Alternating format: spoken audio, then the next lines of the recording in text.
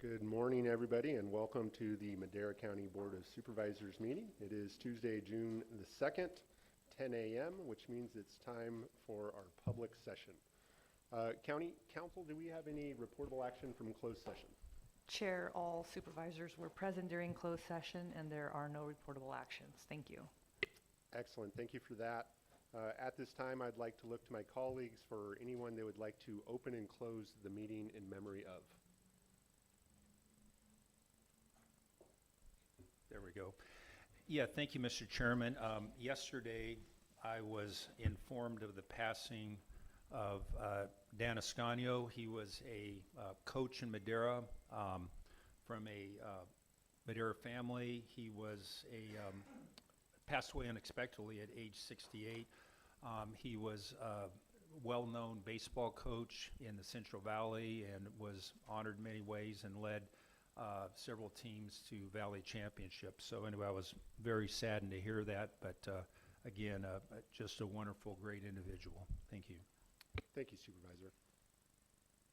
Seeing none other, I do have a couple myself, and I'd like to start by remembering Marilyn Rigg, a local insurance broker in town, really a pillar of the community and a good friend to me. She was really just a great combination of tenacity and compassion, just the kind of individual that you didn't want to cross, but at the same time, somebody that was going to be there when you needed her most. So she will be greatly missed throughout the area. Also want to recognize a very sad moment for our county family. About a week and a half ago, we lost one of our county family members, Raul Cortez. While I did not have the opportunity to meet Raul myself, as I understand it, he was just an incredible young man.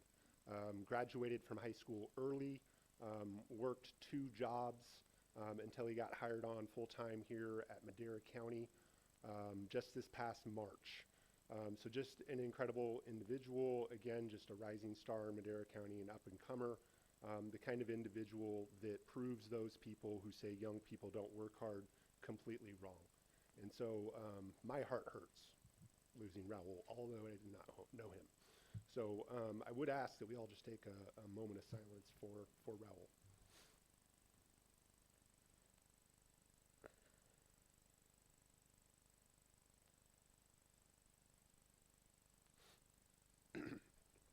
Okay.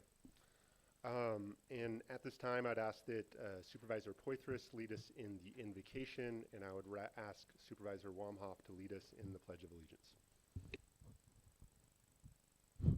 Yep, working. Snap that off. All right, very good. Let us pray. Father, we're thankful for this great day you've given us and for the opportunity of living in Madera County, whether it be our agriculture in the valley or the majestic Sierras in this part of our county. We're just blessed beyond measure, and we thank you for, again, the opportunity to live here. We pray for the elections today. We thank you that we live in a country where we can go to the polls and vote for the candidates of our choice. We thank you for that great opportunity. And for today's meeting, we ask that you would guide us, give us wisdom, help us to make those decisions that would honor you. We ask in Christ's name, amen.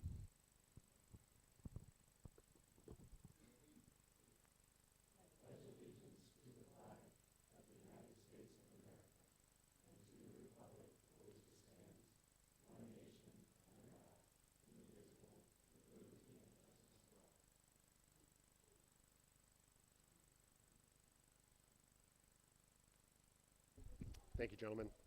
At this time, we'll look to the public for any public comment they may have.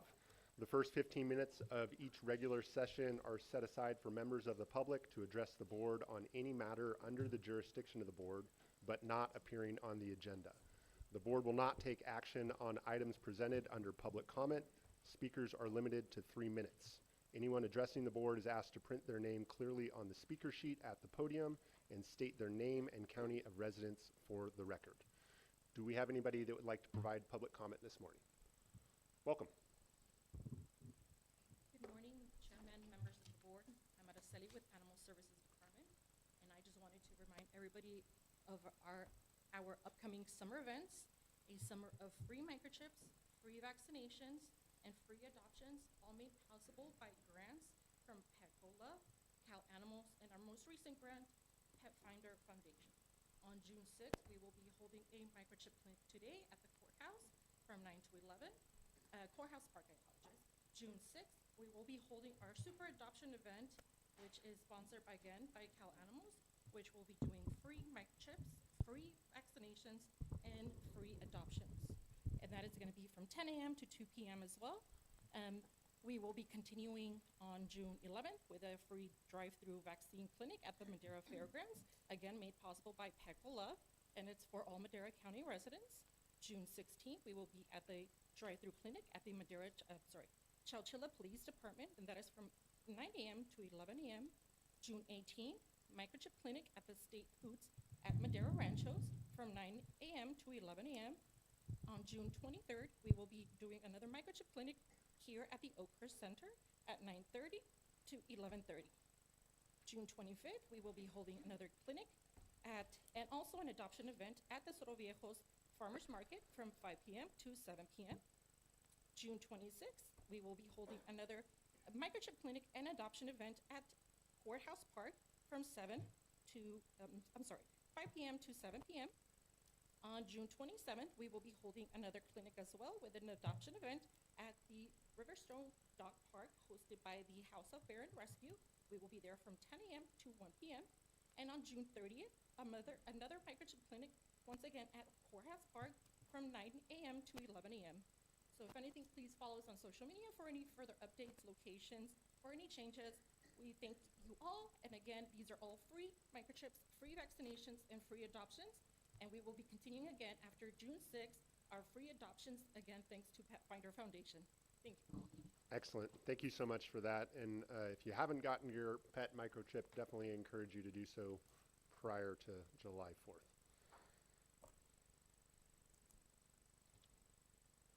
Welcome, Dan. Can you hear me okay with this microphone down here? Okay. Yes. Do I do that first?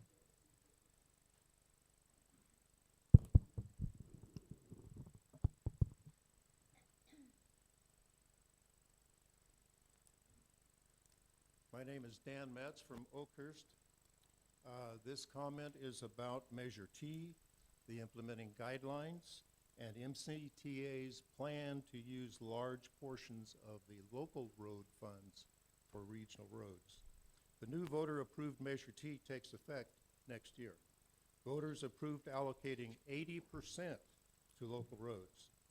And however, the current draft implementing guidelines undermines that 80% by allowing jurisdictions to shift funds from local to regional roads.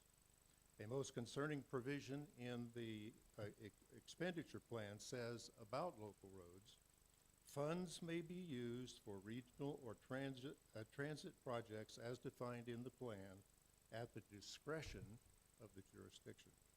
That one sentence creates a huge loophole, enabling Madera County and the two cities to choose to use local funds for regional projects.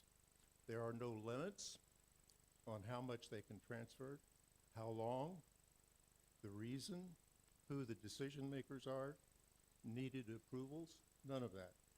This subverts the 80% committed to local roads, including disadvantaged communities. Under the current Measure T, the authority retains control of almost half of Measure T revenues, fully half of regional funds and almost half of local funds. They use the funds in ways not specified in voter-approved documents, nor explained in the current draft guidelines. They explicitly use flexible sub-program, which is about half of the local roads, to support regional roads. The flexible fund substitutes for road impact fees in order to qualify for state funding. This maneuver effectively increases the current regional fund permanently by as much as 22 points to about 73% and reduces local road funds to a meager 22%. The passing lanes on State Route 41 is an example of that redirection. So what will they do in the new Measure T? A member of authority staff says their intention is to continue the practices under the new Measure T. But board members correctly state that the new measure is a brand-new program, a new ordinance, a new expenditure plan, new implementing guidelines, and new administrative procedures. That means current practices cannot automatically be carried forward. They continue only if explicitly included in the new guidelines. Another provision allows the authority to skim off large chunks for allowable expenditures. And they don't explain what that is. That's my 3-minute limit. We urge the TA to release a revised draft for a 30-day public review period. They received 80 comments on the current draft, and they have not publicized those. They must, and they must give us another 30-day review period. Thank you very much. Thank you, Dan. Morning, Rhonda. Good morning. Thank you for coming up here for the board meeting. I just wanted to hope that you noticed the patriotic welcome into our communities today. So Coarse Gold is bannered bunting, patriotic bunting throughout Oakhurst and Bass Lake as well as North Fork. And that is all due to the Art Banners project. So I hope you saw those as well. And thank you, Madera County, for having your own art banner here. But so the Art Banner project is in the 4 communities. It's a project of the Eastern Madera County Foundation. And the proceeds from the last 2 years are what paid for the bunting throughout all the communities so we can honor and celebrate the 250th. So I have that, and then I'll put on my Visitors Bureau hat. Just want to let you know that we are aware of what media is saying about Yosemite and how overcrowded it is. We have a meeting with the superintendent's office to debrief after Memorial Day weekend. First of all, Memorial Day weekend is the busiest weekend of the whole entire year of Yosemite. If you go there during Memorial Day weekend, you're crazy. I mean, we appreciate everybody going there. We were full. Everybody was full. Bass Lake was full. It was crazy. But what you're seeing in the headlines is not exactly true, which we know, most of us do. But and we're meeting with them. Basically, they have strips and they have cameras throughout Yosemite, so we're tracking traffic patterns and traffic. And this year, without reservations, the wait time average at the gates were 45 minutes. Last year, with reservations, the wait times were an hour and a half. So we're making progress with the digital passes, with the Explore Beyond the Valley maps, and a whole bunch of other things, traffic pattern changes in there. Our superintendent is working really hard and working with the 4 gateways to make sure we are messaging as well. So just want to let everybody know that we are on it. Don't believe everything you read, and we are there, and we are happy that the summer is filling up. So thank you so much. Thanks, Rhonda. I appreciate you keeping us grounded in facts. Welcome, Teresa. Hi. I said welcome. Oh, thank you. Hi, I'm Teresa Wilson. I am co-founder of Stars and Stripes Realty at Bass Lake. I am also a member director for the Bass Lake Chamber of Commerce. I am working with the Coalition for the Short-Term Vacation Rental Ordinance in its current iteration. You will be receiving as a board a letter from the Bass Lake Chamber. So I have to catch my breath. I didn't know I was late. With available data demonstrating the significant role tourism and STRs play in the local economy. And we've shared some of that information with some of you already. But it's important to understand that this Eastern Madera County is tourism economy. That's how we survive. I'd like to talk about the last iteration and the comments from the Planning Commission to the Board of Supervisors and our recommended revisions again. 1, to replace the annual permit renewals The STVR permit should be a one-time administrative permit with a maximum fee of $500. Annual renewal should not be required. Continued operation should be maintained through the annual business license and the TOT compliance process. Permit transferability. STVR permits should automatically transfer with the sale of the property. A new permit should only be required if there is a physical change to the property that affects occupancy, parking, safety requirements, or other material operating conditions. There should be a self-certification process. Property owners should be allowed to self-certify compliance by checking a box during the business license application or renewal process. Section C, HOA compliance. Replace HOA authorization requirements with a property owner self-certification that short-term rentals are permitted under applicable HOA rules, CC&Rs, or governing documents. Enforcement of HOA restrictions should remain solely between the HOA and the property owner. Section D, B, remove. Strike the requirement for an owner's age and physical address and immediate contact information due to privacy and safety concerns. Section D, C, revise. Require only a basic site plan showing structures, parking areas, and access points. Remove the requirement for dimensions of driveways and distances from structures and property lines. Section D-E, revise, recognize all sleeping areas when determining occupancy, including bedrooms, lofts, bonus rooms, bunk rooms, and similar sleeping places. Is that done? Oh dear, there's more, but we'll get that to you, and we really appreciate your time and the opportunity to talk with you in person, and we will be reaching out again as the Alliance, the Madera Association of Realtors, the Chamber, and concerned citizens. Thank you. Thank you. Do we have any additional public comment online or in the room? Looks like we got one online. Catherine, go ahead.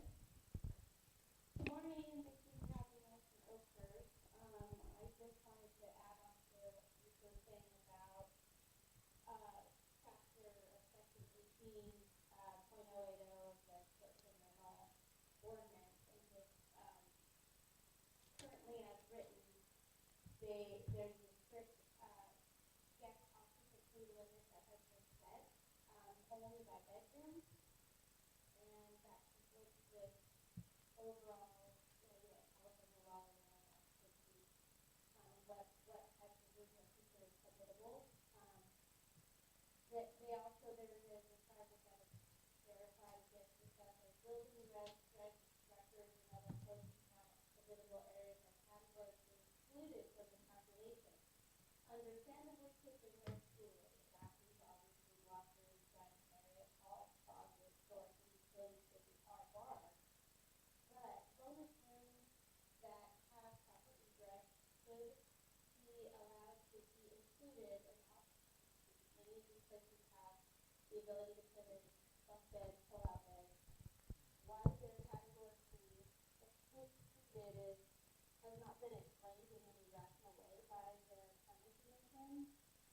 And it pretty much effectively will take out many of the larger homes in Bass Lake where occupancy can be, if it's limited to 5 bedrooms, now you substantially cut what these folks have been doing for the last decade and a half. So this is coming up in front of you guys at some point.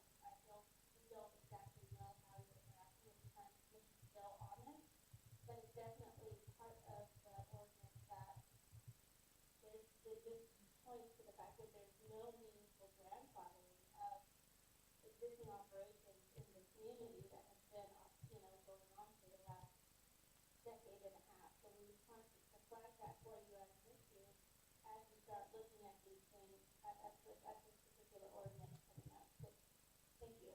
That's my comment. Can you please state your name for the record? Yes, Catherine. Thank you for your comments, Catherine. All right, unless there are any additional public comments in the room or online, we are going to move on to our consent calendar. So all matters listed under the consent calendar are considered to be routine and will be enacted by one motion unless an item is pulled for further discussion by a member of the board. Any items that we would like to pull for further discussion? Yes, Mr. Chair, I'd like to pull item 7T as in Tom. Excellent. Seeing no other, we'll look to 7T.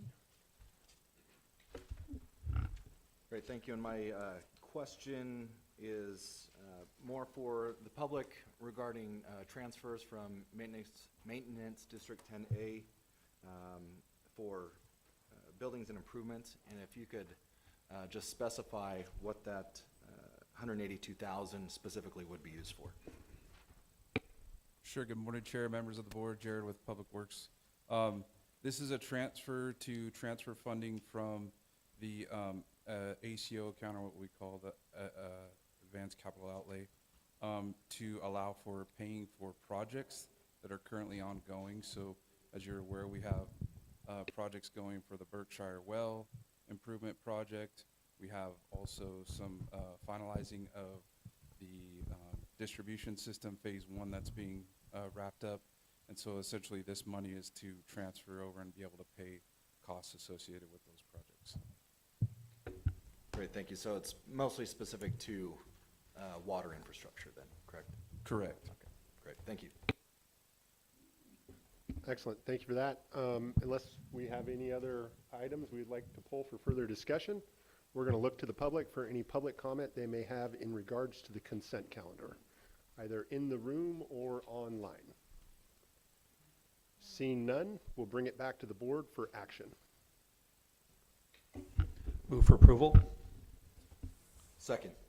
Excellent, we got a first and a second. Can we have a roll call vote, please? Supervisor Poitras? Aye. Supervisor Wamhaugh? Yes. Supervisor Rogers? Yes. Supervisor Gonzalez? Yes. Chairman Cully? Yes. Vote passes 5-0. Excellent. Thank you for that. We'll move on to our discussion items. Little cleanup here. We are going to be taking item 8J first, and we're going to be moving item 8A to the back of the agenda. And we have been asked to pull item 8B for later meeting. Human Resources Department, discussion and consideration to adopt a resolution appointing Nikki Matus as Madera County Director of Behavioral Health Services effective June 2nd, 2026.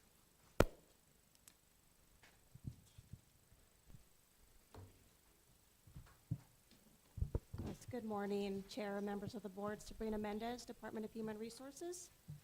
The item before you is a request to consider and adopt a resolution appointing Nikki Matus as Madera County's Director of Behavioral Health Services, effective today, June 2nd, 2026. Ms. Mattis has a Bachelor of Arts degree and a Master's degree in Social Work from California State Polytechnic University and holds licensure as a clinical social worker. She has over 17 years of experience, which began as direct line support and progressed to senior leadership, including her most recent role as Deputy Director Welfare for Madera County's Department of Social Services.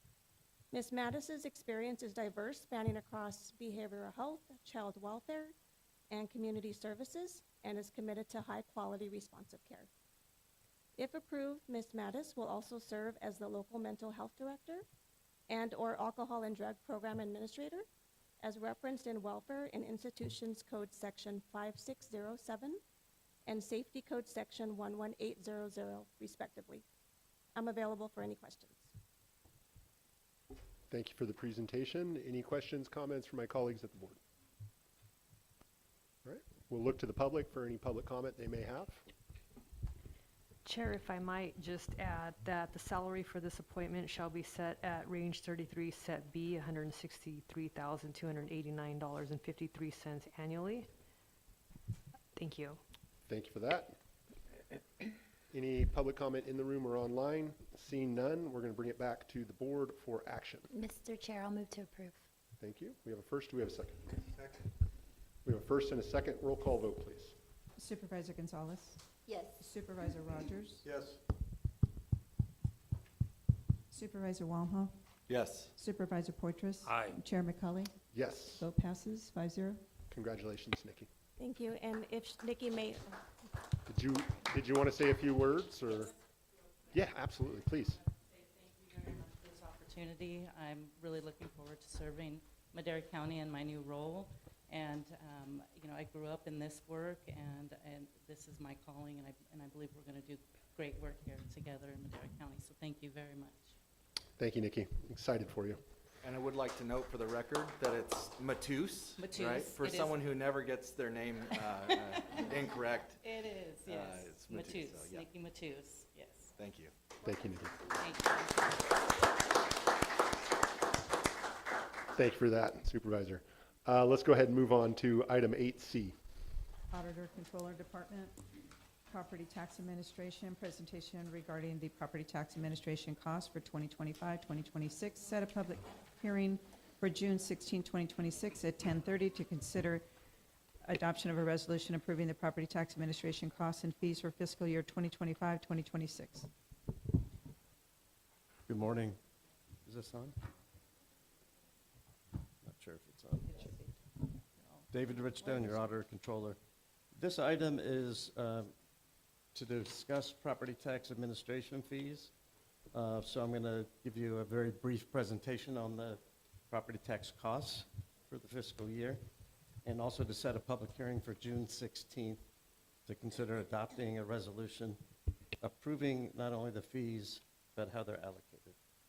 So you may have seen in the board exhibit, the total fees for the year were $5,108,000, and from that are some non-chargeable costs that we deduct. General fund costs $744,000, and there are costs for the schools that are not chargeable by law, about $3.5 million. So that leaves chargeable costs to be allocated of $787,000. And basically, what we are doing is reimbursing back the three departments that expend the most time and effort with property taxes: the assessor's office, tax collector, and auditor controller.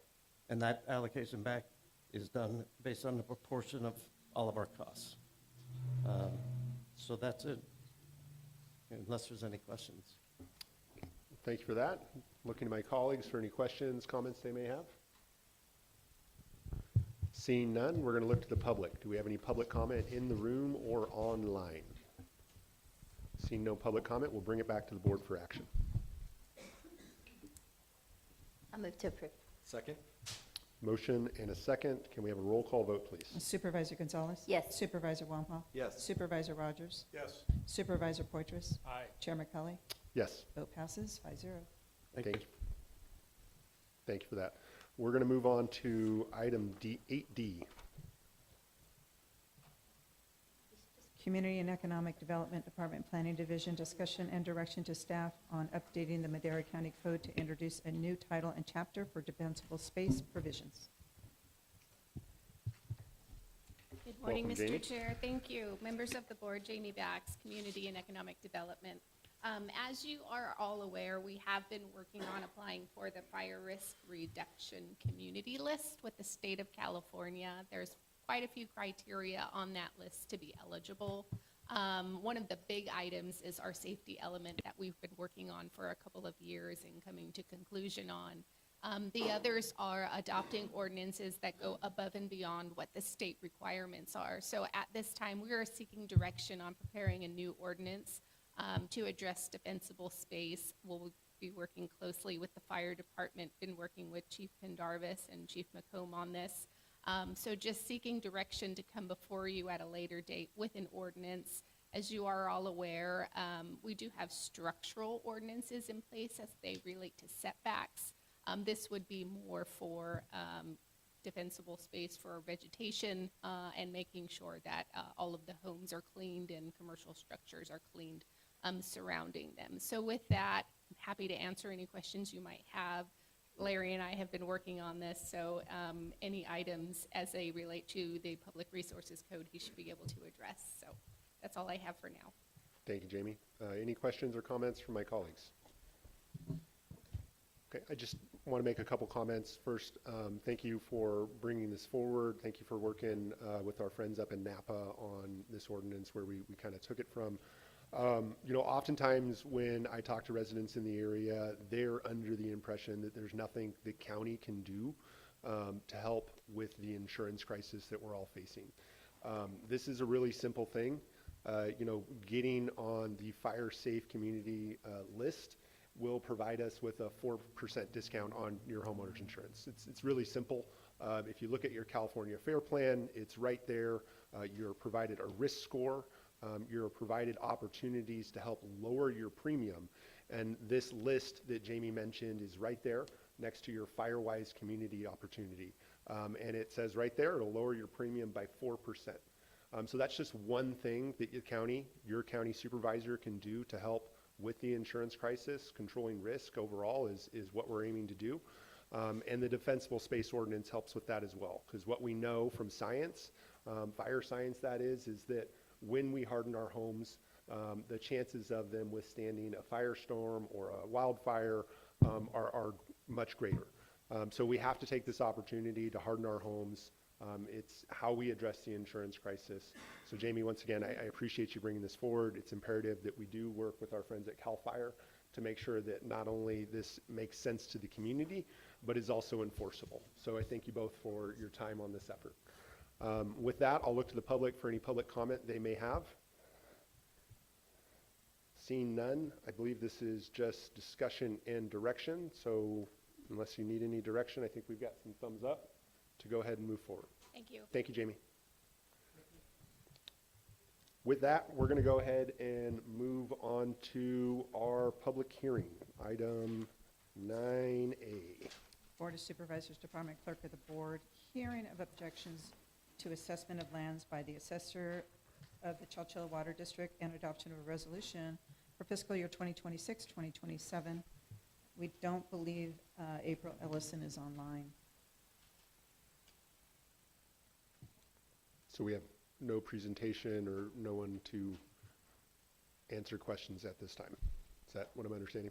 That is correct. Okay. It's kind of a standard yearly item. Sure. That we've gone through. So Chowchilla Water District's online. Okay. Go ahead, April.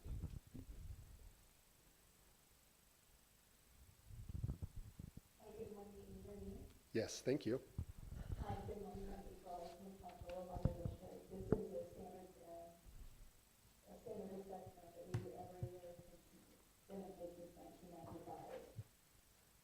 Excellent. Well, thank you for being here this morning. Does anybody have any questions from the board? Seeing none, we're going to open the public hearing. And we'll look to the public for any public comments they may have in regards to this item. Hearing none, we're going to close the public hearing and we'll bring it back to the board for action. move to approve. Second. Excellent. Motion and a second. Can we please have a roll call vote? Supervisor Rogers? Yes. Supervisor Portres? Aye. Supervisor Walpole? Yes. Supervisor Gonzalez? Yes. Chair McCully? Yes. Bill passes 5-0. Thank you. Thank you. All right. With that, we're going to move on to item 8E. Community and Economic Development Department Planning Division, final connecting Oakhurst mobility study, discussion and consideration to adopt a resolution approving the final connecting Oakhurst mobility study as part of Sustainability Communities Grant Program, State SB 1 and statutory section 15262 of CEQA's guidelines.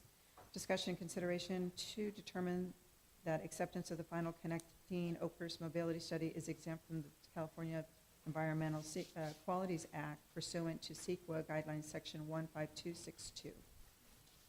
Good morning again. Mr. Chair, members of the board, Jamie Bax, Community and Economic Development. This item has been a work in progress. We appreciate all of the input that we had received over the time of the project from the public. We held multiple workshops with the public here in this building, out at pop-up events, at the Fall Festival. So everybody who was engaged and participated and provided comments, we greatly appreciate those. So with that, I did want to introduce our consultant team from Mark Thomas, Ed Noriega, and Jay Riddle. And you do have a presentation before you. I do also have extra copies. If anybody's interested afterwards, happy to hand those out to you. So with that, I am going to turn it over to Jay Riddle to go through the presentation, and then we'd be happy to answer any questions you might have. Thank you, Jamie, and welcome, Jay. Appreciate you coming up for the presentation. Thank you. Hello, my name is Jay Riddle. I'm a senior transportation planner with Mark Thomas. And I've been fortunate enough to have been involved in this project since the start of it. It kicked off in the fall of 2024, summer 2024, fall, depending on how you count it. But I'm going to try to go through this presentation in just under 5 minutes.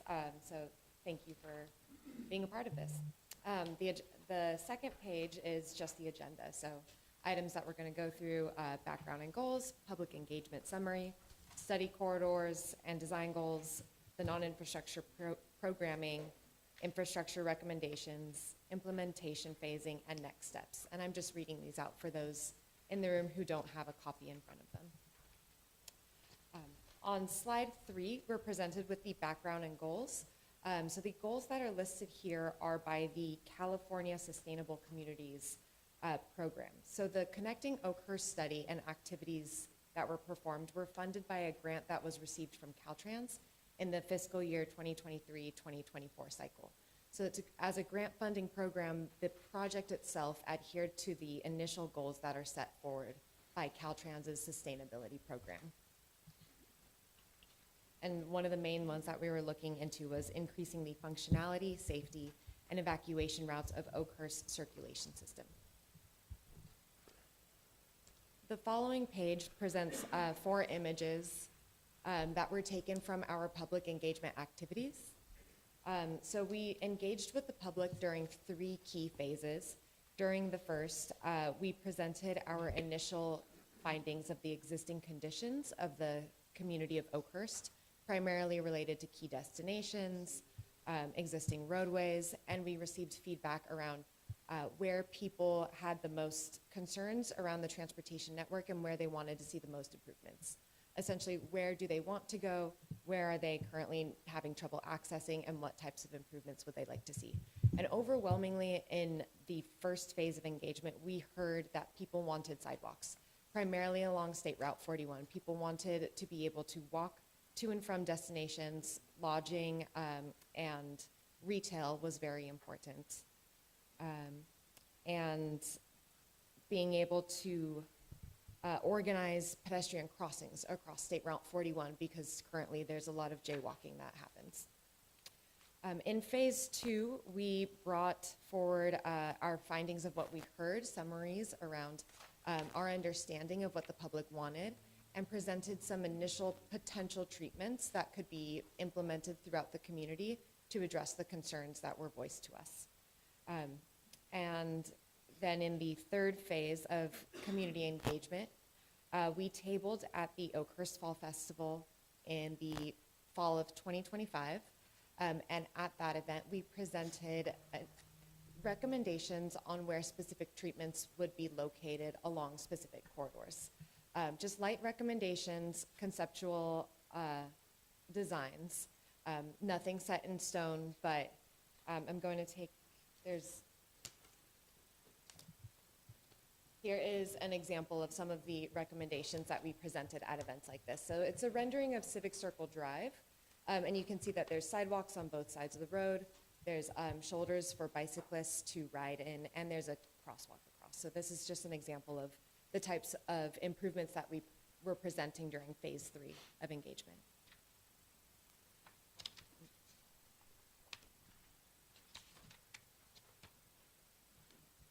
The following page presents a map of our study corridors, so the specific roadways that we were looking into, and then our design goals. So based on the feedback that we heard from participants, we narrowed down the Oakhurst mobility study goals to connections to destinations, providing access for emergency vehicles, improving safety on key roadways, improving signing and striping for travelers and tourists to make it more easy for them to comprehend the roadway and streamline traffic movements, and then maintaining parking availability for businesses and residents.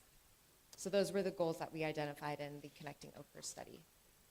And those were the goals that we adhered to when we were developing recommendations for non-infrastructure programs and infrastructure projects.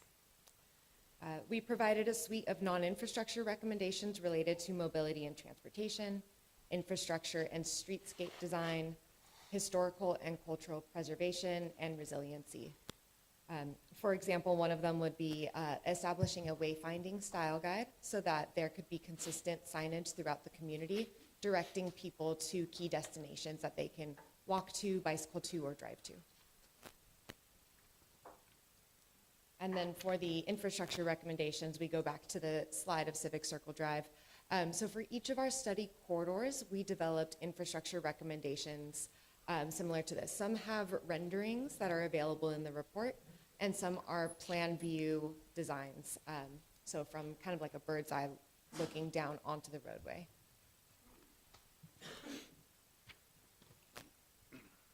From the improvements that were identified for the infrastructure projects, we divvied them up into short-term projects, medium-term projects, and long-term projects. And we refer to this as implementation phasing. And so what this allows the county to do is implement improvements at a piecemeal approach so that the easier improvements that can be done with local funds can be completed right away. For the medium term and long term, these may require grant funding pursuits in order to afford the cost of design and construction or permitting. So each of the study corridors has treatments that may be implemented right away or may be long-term projects, depending on the size and scale. And as an example, we have for State Route 41, some short-term improvements that were identified might be bicycle lanes, the removal of the auxiliary lanes after the intersections, and mountable curbs so that vehicles kind of slow as they're pulling into driveways. Some medium-term improvements identified include curb extensions, back-in angle parking, and speed limit reductions. And some long-term projects that were identified include landscape center median, street trees, and potentially roundabouts.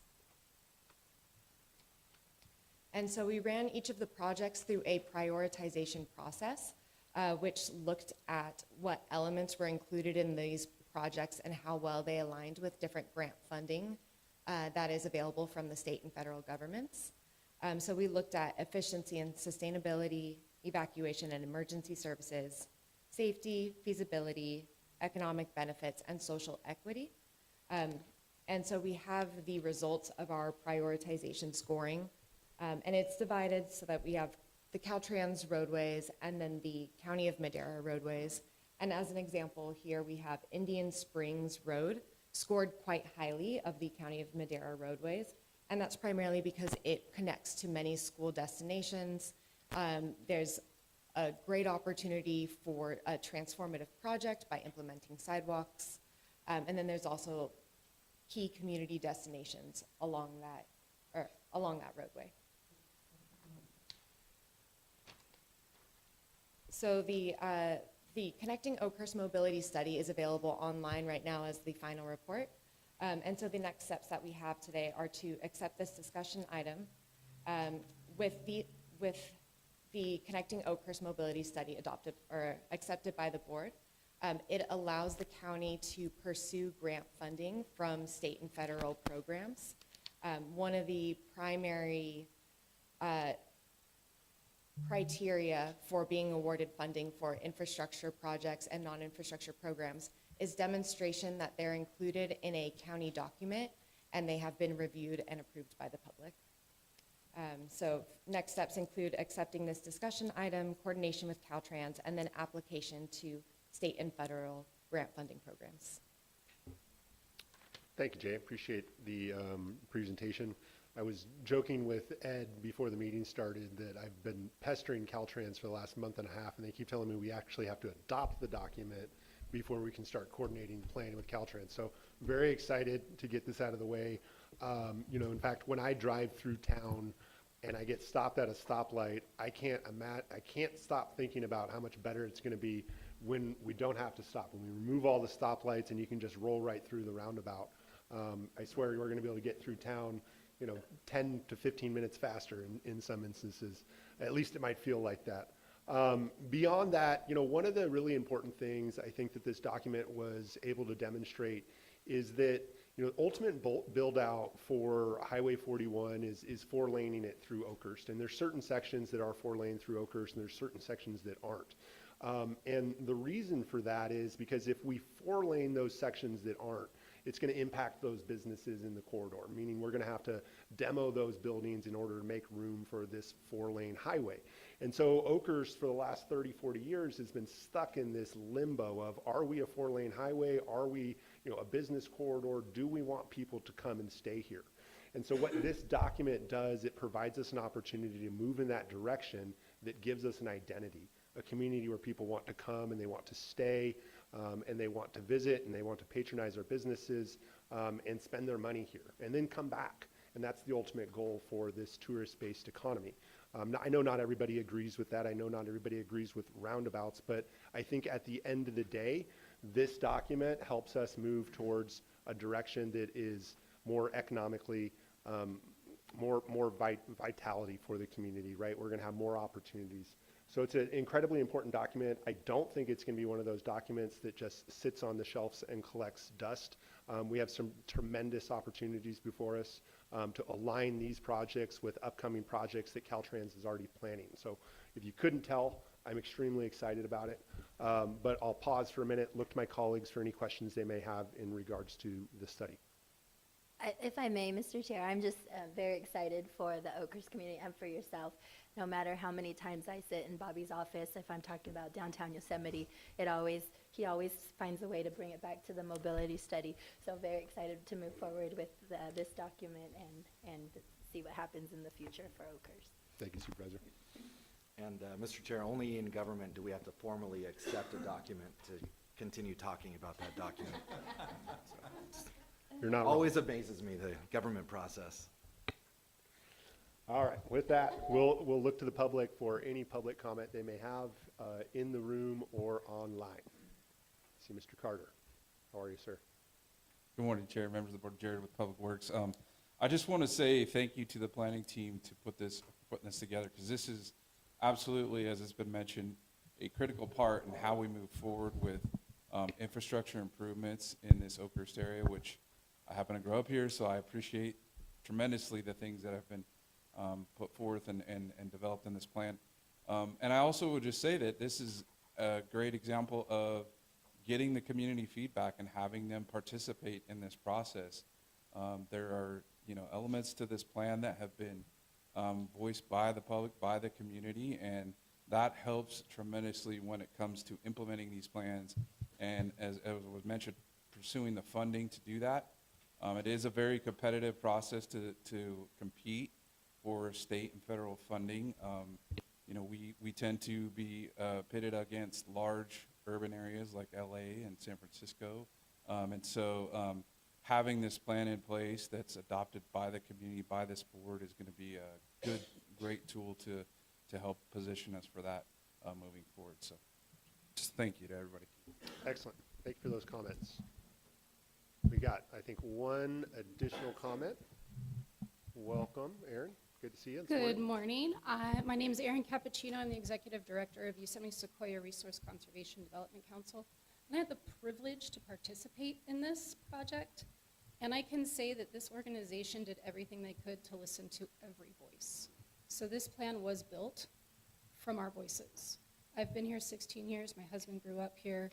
And the economic opportunity that this new change will bring, not only with being a main corridor to Yosemite, but also bolster our businesses and hopefully be able to get more locals to open their own businesses on this awesome highway. So thank you, and I'm so grateful to be a part of the plan.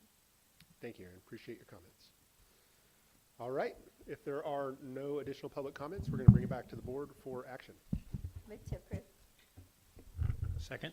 Excellent. Motion and a second. Roll call vote, please. Supervisor Gonzalez? Yes. Supervisor Poitras? Aye. Supervisor Wamhaugh? Yes. Supervisor Rogers? Yes. Chair McCully? Yes. Vote passes 5-0. Whoopee, whoopee, whoopee, whoopee. Thank you very much.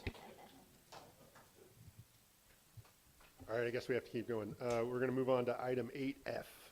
Community Administration Department, General Services Division, North Fork Branch Library Capital Project, discussion and consideration of approval of a transfer of appropriations number 25-126 in the amount of $606,500 derived from development impact fees, library fund, appropriations for contingencies to operating transfers out. 4 votes are required. Discussion and consideration of approval of receipt of unanticipated revenue number 25-126 in the amount of $606,500 derived from capital projects North Fork Library operating transfers into building and improvements. 4 votes are required. Discussion and consideration of entering into an agreement with Fortune Ratliff General Contractors, Inc. in the amount of $4,093,340 for the renovations of the North Fork Branch Library and authorize the chair to sign. 4 votes are required. Excellent. Welcome. Thank you. Good morning, Mr. Chair, members of the board. I'm Krista Riggs, Library Director. We're excited to bring for your consideration this morning our North Fork Branch Library renovation project. And the purpose of the project is to renovate the historic North Fork Library by upgrading the HVAC system and our electrical systems, adding a fire protection system, which is much needed, bringing the facility into full ADA compliance, and remediating the lower level water infiltration. The library is at the base of a hill, so when it rains and snows, all that moisture just goes right into the lower level. On September 12th, 2022, the library was awarded the Building Forward Library Infrastructure Grant from the California State Library in the amount of just over $4.6 million to improve the safety and accessibility of the North Fork Branch Library. And before I turn things over to Ricky, I do just want to take a second of my time to thank a lot of people. I want to thank Jean Russell, our president of our Friends of the Library. I don't know where she just stepped out, but she's been a huge part of planning and making this happen from the very beginning, taking pictures, taking measurements, really being boots on the ground for the project. I also want to thank Tristan Champ for his work on the application, the grant application. And then, of course, Ricky Arredondo and our General Services team, and our county administration, and our Board of Supervisors for your support. So, thank you. Thank you, Krista. Good morning, Supervisors. Ricky Arredondo with Kitchell, Capital's Project Manager, and I'm very excited about this project. Back in February 20 of 2024, your board approved the contract with Jason Architecture to begin the design and engineering services for the North Fork Branch Library. If you go to slide 3, if you are following along, as of April 16 of this year, our bid period closed and we received 5 proposals. Of the 5, the lowest responsible and responsive bidder was Fortune Ratliff General Contractors, with a proposal of $4,093,340, which includes unit cost number 1, which is ADA parking, and bid alternate number 1, which is the renovations of the south deck, which we'll get a little bit more into further into the presentation. General Services staff recommends approval of the construction agreement with Fortune Ratliff General Contractors. After the bids were received and a low bidder was identified, we still need additional funds to complete the project. While that Building Forward grant provided $4.6 million in approved funding, it excluded necessary ADA parking lot improvements, which is covered under unit cost number 1. They didn't accept site improvements, and as you know, if we're going to be touching a building, we need to bring it up to ADA compliance. And so we had to add that into our budget here, and there were some other items that increase the overall scope of the project. So the additional funds required is $606,500, which brings the total cost to $226,092. So with the approval of your board today, we are set to have the notice of proceed sent out on June 23rd of 2026. We are anticipating a 14-month construction schedule, which will take us to August of 2027, and aiming for occupancy of September of 2027. So if we're on slide 6 here, the North Fork Library scope includes the renovation of the existing mixed-use building, the upper level being the library, and the lower level is an abandoned fire station. And as Krista noted, there's a lot of water infiltration in that area that is a main portion of this scope that we need to address. There's no changes to occupancy, classification, building type, height, or story count, and the total floor area. As for exterior and site work, we're installing new siding, insulation, roofing, weather barriers, a lot of waterproofing, updating the windows, storm drainage, and retaining walls. We mentioned the accessibility upgrades. We are adding the ADA accessible parking lot to create a code-compliant path of travel. As far as interior renovations, framing of new structural components and partitions, along with new casework and finishes. The systems and infrastructure, we are doing a complete replacement of all mechanical, plumbing, and electrical systems, and probably one of the most important aspects of this job is the fire life safety aspect, where we are adding a new automatic fire sprinkler system, which is a much-needed item for a building in this area. If you go to slide 7, you'll see the new proposed site plan. One of the big changes for the exterior is we are relocating the main entrance of the building from the south side to the west side, which will create that ADA path of travel with the addition of that ADA van space. Going on to our next slide, slide 8, you'll see the new proposed floor plan. Again, showing the main entrance on the west side, creating a better flow for the building, adding a children's area, a meeting room, and relocating the restrooms for the public to an area that makes more sense. So on to slide 9, our recommendations: entering into an agreement with Fortune Ratliff General Contractors, Inc. in the amount of $4,093,340 for the renovation of the North Fork Branch Library, and authorize the chair to execute the contract. Approval of transfer of appropriations number 25106 in the amount of $606,500 from government impact fee, library fund, and appropriation for contingency to operating transfer out. And approval of receipt of unanticipated revenue number 25106 in the amount of $606,500 derived from North Fork Library operating transfers into building and improvements. And with that, we are open to fielding any questions you may have. Thank you, Ricky. Appreciate all your work on this project, and Krista, thank you for all your advocacy with this. You know, I think we know from some of the reports we've gotten from the library in the past that you know, our library system, in particular the North Fork Branch Library, is heavily used. It's one of the most used libraries in the state, which is amazing. And I think that just demonstrates how important that library is for the community of North Fork.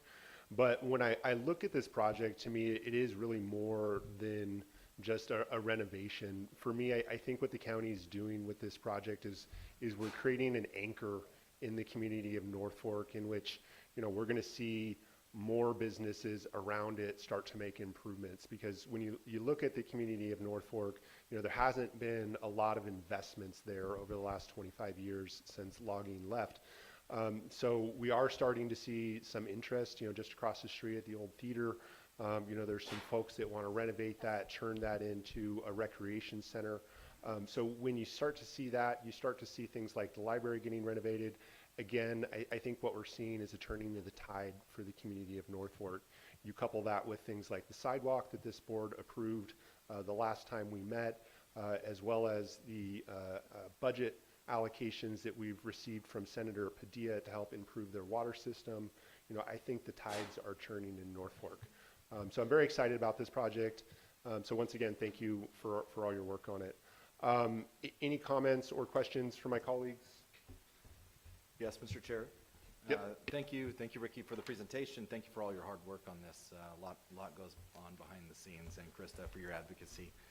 Special shout out to Tristan Champ. He's like our grant money magnet. You just hover him over grants and he just picks them up. So thank you for all of your hard work on that. And Ricky, I'm not sure if this is a question for you or for Chris necessarily, but it's about the $606,000 over and above the grant dollars. Can you just explain the Government Impact Fee Library Fund? There you go. And where that's derived and what that fund is going to look like after this. Right. So just a little background. The development impact fee is paid by development that occurs across the county. There's 5 pots there. One of the pots there is for library infrastructure. I do want to point out that in the 2018 impact fee study and the concurrent capital improvement plan, the North Fork renovation was named as one of the first projects in that fund. At the time, it was a $3.2 million project. We all know how escalation happened. It was also determined in that study that it's 65% eligible for impact fee based on the nexus and proportionality of the system. That would have meant $2 million of impact fee going into the project. With the acceptance of the grant, that has been cut significantly to $606,000, allowing us to defer some of the impact fees to the other projects that are listed in the capital improvement plan for libraries. Great, thank you. And that development impact fee, can you describe that more? Because there are different types of impact fees. Correct. Can you explain specifically where this is derived?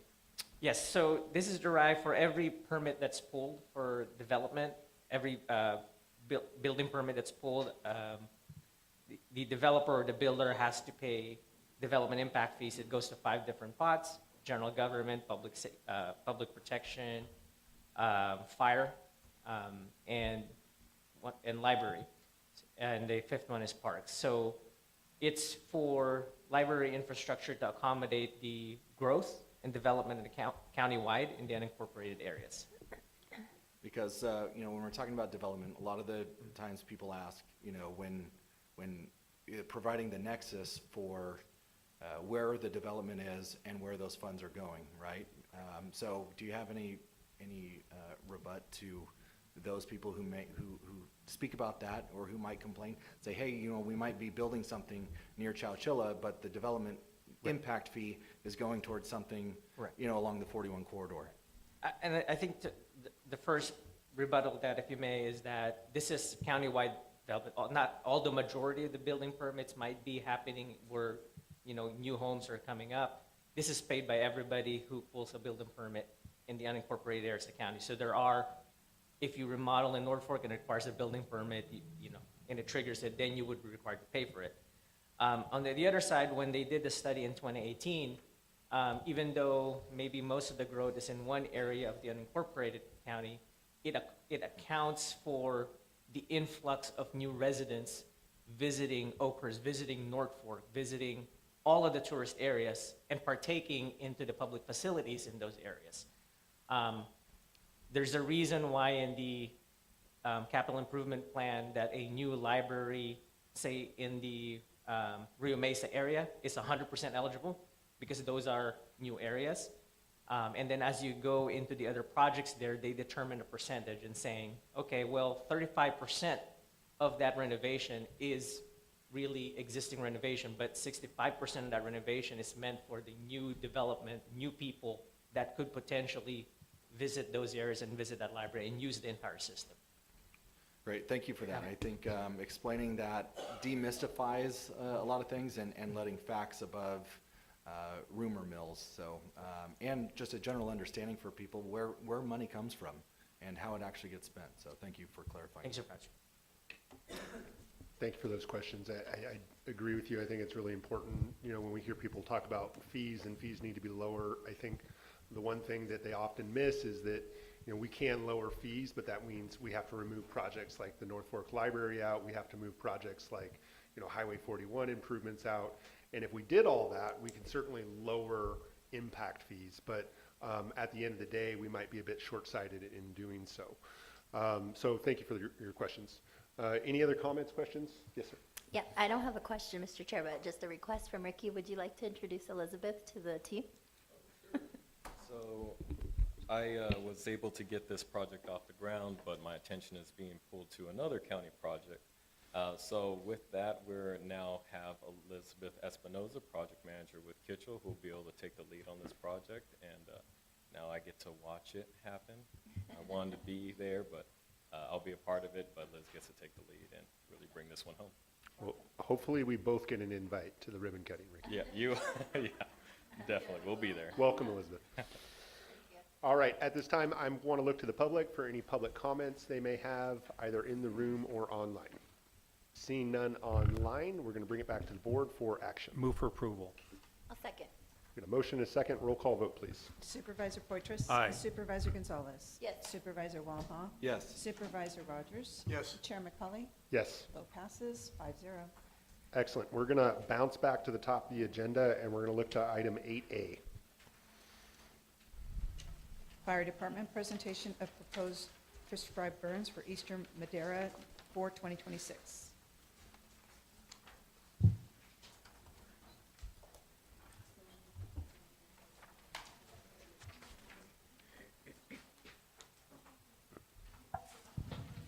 Here, I'll help Welcome. you.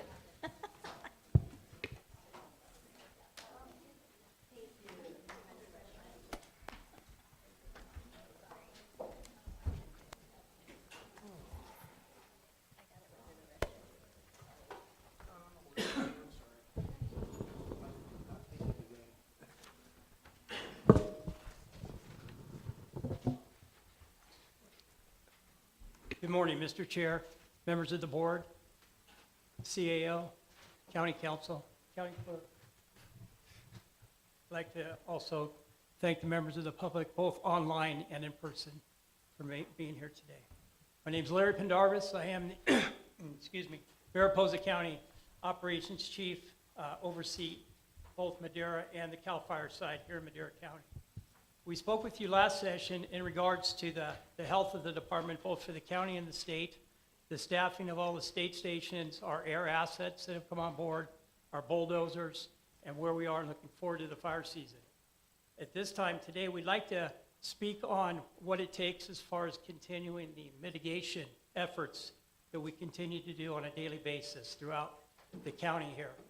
One of those is our vegetation management projects. You guys have no idea what it takes on a vegetation management project. From the CEQA process it goes through, the archaeological studies, it can be up to an 18-month process from start to finish just to be able to help with these mitigation efforts. I'd like to introduce you to Jacob Ching. He's been very instrumental for the boots on the ground and having these projects be implemented. Good morning, everybody. Thank you for your time today. I'm going to go over some of our Madera Division prescribed burn projects that are eventually affect everybody and help everybody within our county. And we have the handout that some people received. Go over the purpose. Reduce large conflagration fires within Madera County. Protect critical infrastructure, cultural interest, ingress, egress through major roadways, and safeguard the people and natural resources of California. And we're trying to transform the natural landscape into more manageable, fire-resistant terrain. And our objectives of our burns: reduction of roadside ignitions along the major roadways within our county. Happy to still say with the Highway 41 burn, we're still in the 97th percentile of roadside ignitions on the east side of the highway. Establish fuel breaks in strategic geographical areas to protect community and interests. Conduct burn operations with minimal impact to stakeholders within the project boundaries. So some of this year's projects that we have on the docket are Highway 41. That's our active project. Ignitions will start on June 3rd in our Tesoro section.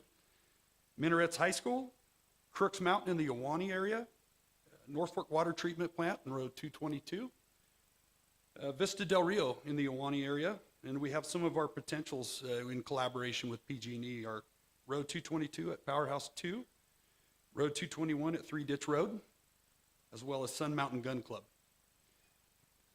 And I'll go over Highway 41. This is kind of the more prolific burn that we have. Potential to stretch to 255 acres and only expounding from there. So this year we're going to be burning 240 acres total of 2 nights and 1 day. As I discussed earlier, June 3rd, tomorrow, we'll be on the Tesoro piece for 104 acres. Working with San Joaquin Valley, having EBAM weather monitoring systems put in place today in the community so we can monitor the smoke disbursement within the community of Tesoro. And 2-night burn starting on June 8th and June 9th, stretching from Road 200 down to the Madera Canal. And in expounding that project, we are currently going through some government-to-government consultation with our local area tribes, as well as tribes from the Calaveras County that have cultural interest. So trying to get ahead of that in our CEQA process and what we do for the futurement of the project. And for next year's target goal, I'd like to start at Yosemite Springs Parkway and work our way all the way down to Valley Children's. So that will really intermix the county and state lands there, and we're trying to protect the ingress, egress with the influx of tourism through the summer and project that project and keep going from there. Over the last several years, it's just kept going, and couldn't do it without everybody's support on that. Chief Pendarvis supporting me on what I do and kind of letting me run my program. The North Fork Water Treatment Plant, that'll be on June 5th, this Friday, for a total of 54 acres. The projected acreage is 200. It'll be a 1-day burn from 8 o'clock to 3 o'clock. Projected progress of that, we're trying to protect critical infrastructure. I'm trying to work my way from Road 222 over to 225, protect that Willow Creek drainage, anything coming out of Corinne Lake, and protect that infrastructure of the town, which has experienced quite a few detrimental fires. Minarets High School burn. That's a good one. Minarets Crossing area. We have a lot going on there, and it's only expounding from there. We'll be burning that on June 15th, 2026. 24 acres.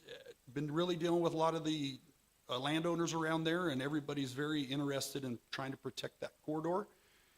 And it's going to protect our western and southern perimeters. Expected growth for next year of 40+ acres within 2 years. 40 acres for next year and 64 within the year after that, and eventually incorporating that along into the 41 burn to protect that the infrastructure there, the school, JS West, and the gas station, and the major thoroughfare in there for travelers. Our projected projects, Road 222 at Powerhouse 2, it's a 36-acre roadside burn along the 222 corridor coming up out of Powerhouse. It'll be in collaboration with PG&E, and we're going to probably do that in the burn in the fall, trying to really monitor our fuels reduction there, and don't really want to burn anything that's going to be cumbersome for the summer for travelers, and when the fuel moisture's down and when we get a little bit of moisture in the air, and have a clean burn, and a lot of cultural interest and archaeological sites in that area that we're having to work with, and a lot of collaboration with tribal entities on that. Road 221 at 3 Ditch Road, 60+ acres that PG&E has been working on, or fuels reduction.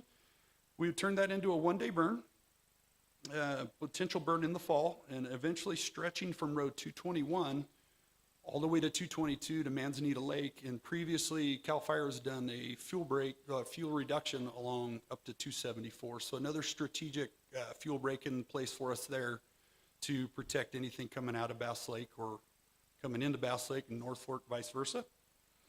So that will kind of just wrap up some of the projects we had. I'd like to thank the Board of Supervisors, CAL FIRE MMU, CAL FIRE Fresno Kings Unit, Madera County, Highway Patrol, Madera County Sheriff's Office, Caltrans, North Fork Rancheria of Mono Indians, and Pekin Rancheria of Chukchansi Indians. And most of all, just want to thank my boss, Chief Pendarvis, really supports me in everything I do in all my endeavors. Thank you. You know, one thing I did want to mention is how fortunate we are to have a collaborative working relationship with the Eastern Madera Fire Safe Council and also the Firewise community. So working together is what makes this possible. So I can definitely point that out. We are available for questions. Thank you. Yeah, I appreciate that. And Daniel, when you came back, everybody was really excited. They said, we're super excited to get Daniel back in the area, and so you're not disappointing. So appreciate all your work and getting these projects planned out and executed. Expanding the 41 burn, that's just an amazing thing. You know, you talk about 97% success, but I think the only failure, if you want to call that, was a car projecting over the fire break.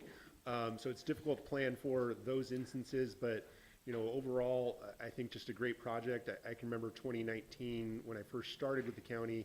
It was like second or third year you guys were doing this.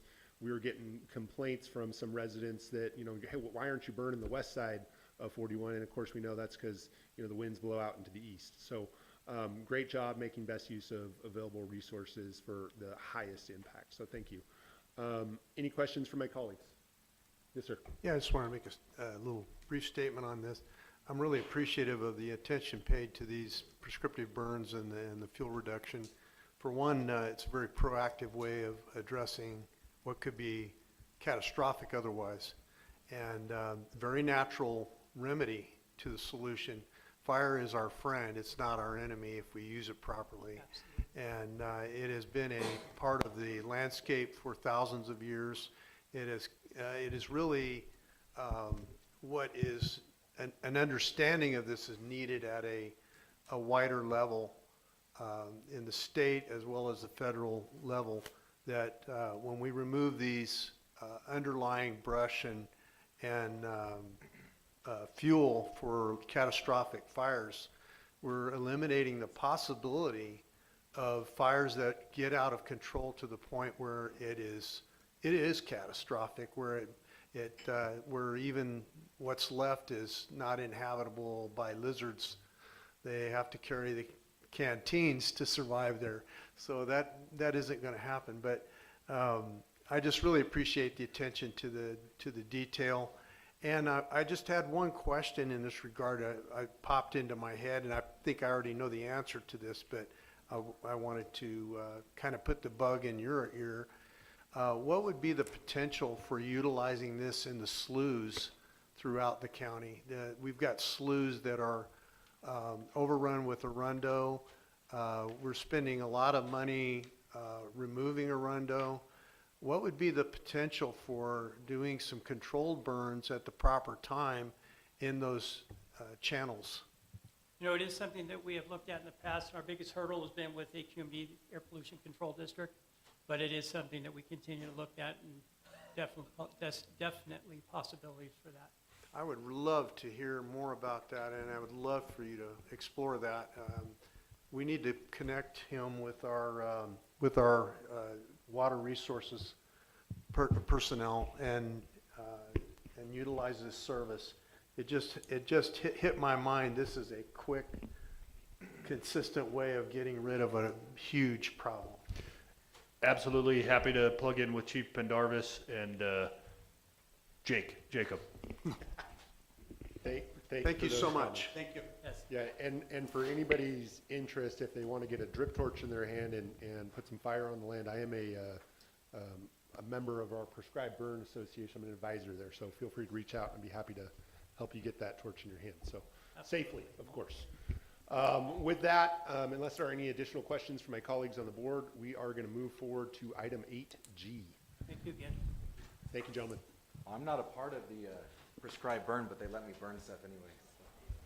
Pretty amazing. County Administration Department, CAL FIRE Wildfire Prevention Grant and Budget Adjustment. Discussion and consideration of entering into an agreement with Yosemite Sequoia Resource Conservation and Development Council in the amount of $61,024 for work to be carried out under the State of California Department of Fire Protection for the Walker Grade Fire Risk and Fuels Reduction Project under the fiscal year 2025 Wildfire Prevention Grant Program for a term ending February 15, 2029, and authorize the chair to sign.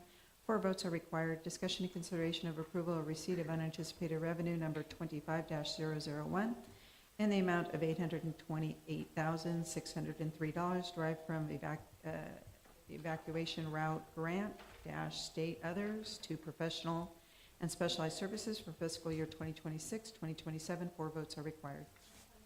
Welcome, Tristan.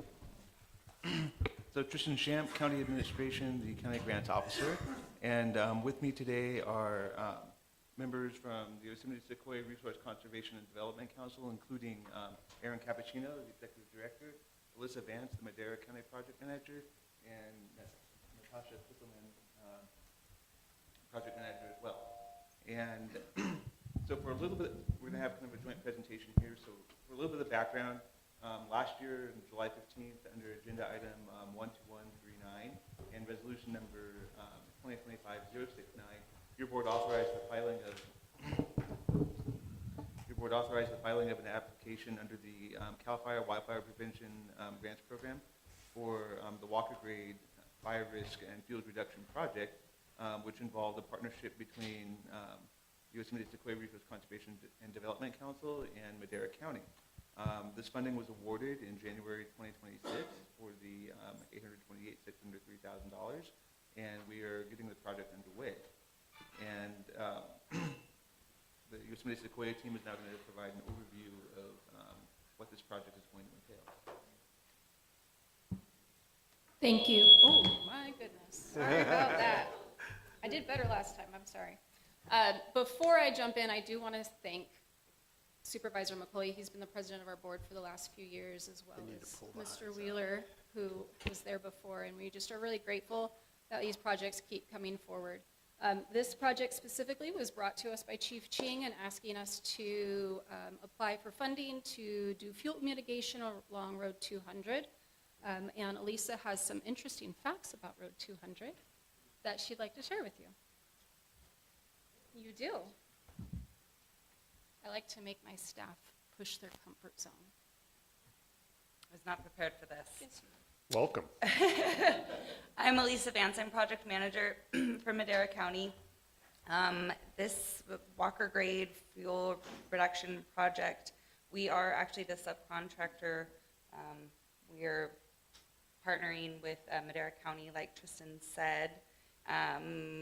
Road 200 is a huge, it has actually gotten bigger over the years as a tourist attraction to get to Bass Lake instead of going all the way around 441 going through Oakhurst. They take a shortcut, cut through O'Neill's and North Fork or South Fork and get to Bass Lake that way. It is way overgrown. This project is, well, Walker Grade is spans and a winding sloped section of the roadway featuring an average road grade of 8%. The area acts as a primary rural thoroughfare connecting the O'Neill's, Coarse Gold, and Oakhurst regions.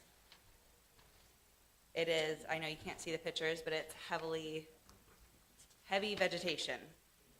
You can barely see even when you're driving down. It actually causes some visual obstructions in the way. As I said, it's a heavily vegetated corridor that's become a wildfire hazard due to decades of fuel accumulation and minimal fire history. Since the early 2000s, only 2 small fires under 100 acres have occurred near or on Road 200. And before that, no major fire has been recorded since 1930s. With that in mind, the most 2 recent fires, which was the Creek Fire of 2020, came within 5 miles of the project site. The additional one, I believe, was 2023 Fork Fire. 2023 Fork Fire came within 4 miles of this project site. So clearly this is a hot spot, needs to be addressed. We are happy to do so.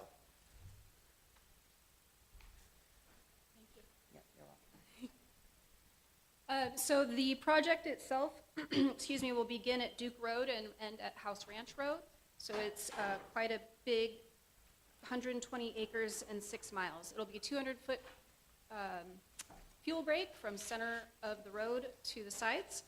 So on your little presentation here, you'll see on the last page is a map with some parcels. And in order to be able to do this, we have to go through the process of connecting with all of those folks that live on those parcels and make sure that it's okay that we treat the roadside of their property. So with that, if you are one of those folks, please come see us at the resource fair later.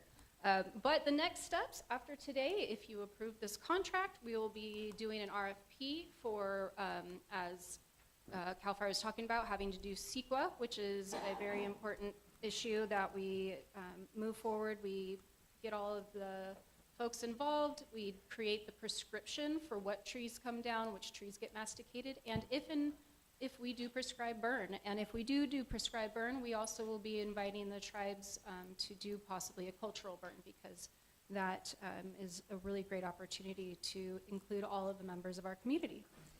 So we'll also be having a town hall for the affected residents sometime in the near future, where we'll be getting more of those right of entries, as well as just give updates on next steps.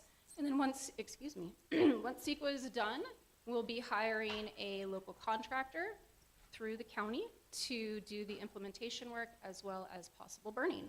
So if you guys have any questions, I would happily take them. Thank you, Aaron. Thank you, Tristan. Thank you, Elisa, for the presentation. Any comments, questions from my colleagues? I will just say a wonderful project. Thank you all for the collaboration on this. I think the more we can work together on issues, as Chief Pendarvis pointed out, whether it's, Fire Safe Council, CRCD, Yosemite Sequoia, these partnerships are how we're going to keep our communities safe. So thank you for the work. At this time, I'm going to look to the public for any public comment we may have in the room or online. Seeing none online, we are going to bring it back to the board for action. Move for approval. Second. We have a motion and a second. Roll call, please. Supervisor Poitras? Aye. Supervisor Wamhaugh? Yes. Supervisor Rogers? Yes. Supervisor Gonzalez? Yes. Chair McCully? Yes. Vote passes 5-0. Thank you. Thank All you right. all. There you go, Thank Tom. you. Whoopee, whoopee, whoopee. We'll move to item 8H. County Administration Department discussion and consideration to adopt a resolution authorizing the application of school facilities improvement district law in the County of Madera for the benefit of Yosemite Unified School District. Thank you, Mr. Chair. Matt Treber, your CAO. This item is a request we received from Yosemite Unified. Superintendent Beck and Charlotte with the district are both here and available for any questions the board has. There is no fiscal impact to the county. This would allow the district, if they so desire, to make a petition and get before our elections for any bond potential measures that the district may want to see occur. And so we are here seeking approval of creation of this for the district. And again, Superintendent Beck and Charlotte are both here for any questions the board may have. Excellent. Thank you, Mr. CAO. Any comments, questions from my colleagues? Seeing none, we'll look to the public for any public comment they may have. All right, let's bring it back to the board. Move for approval. Second. Motion is second. Roll call, please. Supervisor Poitras? Aye. Supervisor Wamhaugh? Yes. Supervisor Rogers? Yes. Supervisor Gonzalez? Yes. Chair McCully? Yes. Vote passes 5-0. Thank you for that. And Brian, I just want to say thank you for all the work you do for Yosemite Unified. Doing a wonderful job. So thank you. Absolutely. Let's look to item 8I, please. County Administration Department discussion and consideration to adopt a resolution establishing appropriations limits for the 2026-2027 fiscal year for each and all of County of Madera. Good morning, Mr. Chairman, members of the board. Joel Begay, County Administrative Office. On May 19th, your board approved the constitutional appropriations limits for the general fund and for the special district's budget. At that time, the calculation for the constitutional GAN limit for the community facilities districts haven't been completed. The item before you is to set those GAN limits for the CFD districts. It is presented as an exhibit to, the numerical limits are presented as an exhibit to your board letter. And with that, I'm available for any questions. Thank you for the presentation. Any comments or questions? Any public comment in the room or online? Seeing none online, we'll bring it back to the board for action. So moved. Second. Motion is second. Roll call, please. Supervisor Wamhaugh? Yes. Supervisor Poitras? Aye. Supervisor Rogers? Yes. Supervisor Gonzalez? Yes. Chair McCully? Yes. Vote passes 5-0. Thank you. Let's move to item 8K, please. Human Resources Department discussion and consideration to adopt a resolution appointing Jared Carter as Madera County's Director of Public Works and the County Road Commissioner effective June 2nd, 2026. Good morning, Chair, members of the board. Shanika Dixon, Director of Human Resources. The item before you today is to request your consideration and to adopt the resolution appointing Jared Carter as Madera County's Director of Public Works and Road Commissioner. Upon your approval, this appointment will be effective today, June 2nd. The salary that will be associated with this appointment is set at range 33, step C, $168,188.21, plus a 20-year longevity of 10%. Jared has over 20 years of experience with the County of Madera, including his most recent role as the Deputy Director of Public Works. And throughout his time here at the county, he has consistently demonstrated strong leadership and extensive technical expertise. As a Director of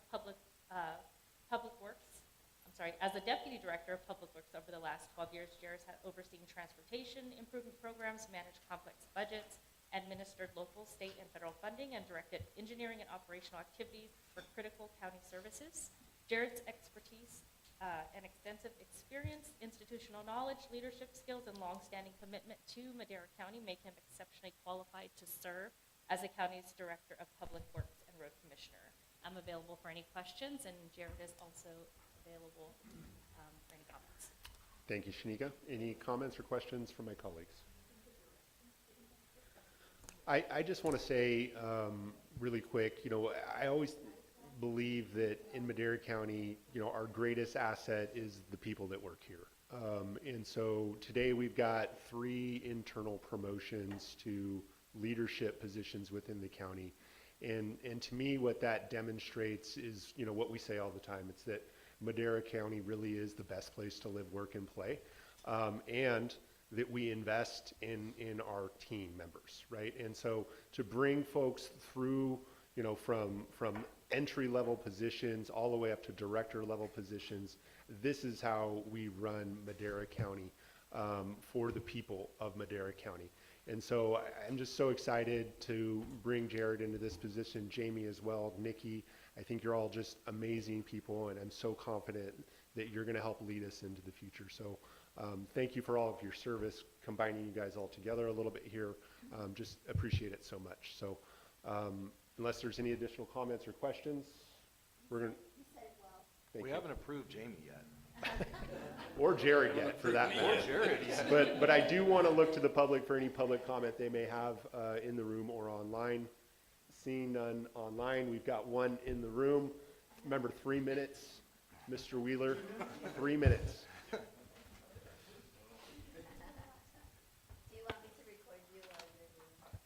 Hi, I'm Tom Wheeler. Wow, that thing works good. I just wanted to thank you guys. This is something I've always tried to do when I was on the board, is try to get our own employees keep working up, like Matt Trieber, Jared.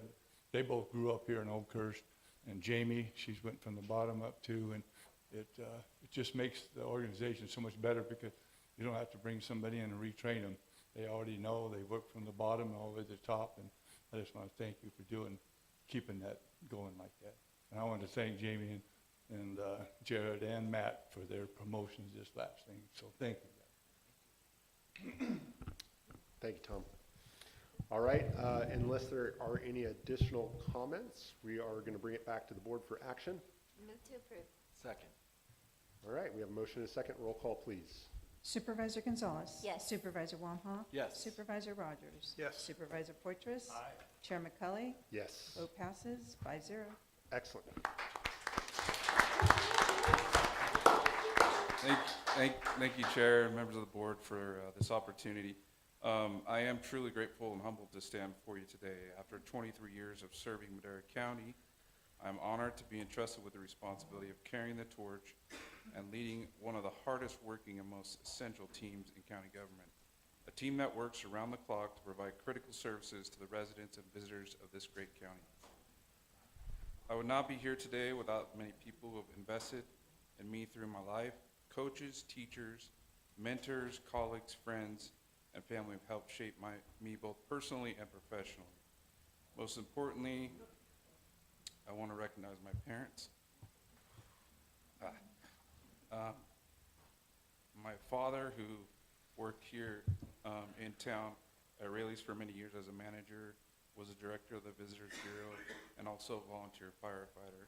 My mother, who was a teacher in many of the schools in this mountain area, served as an EMT on Sierra Ambulance Service, and also a volunteer firefighter, and actually still continues to serve today over in the Vote Center.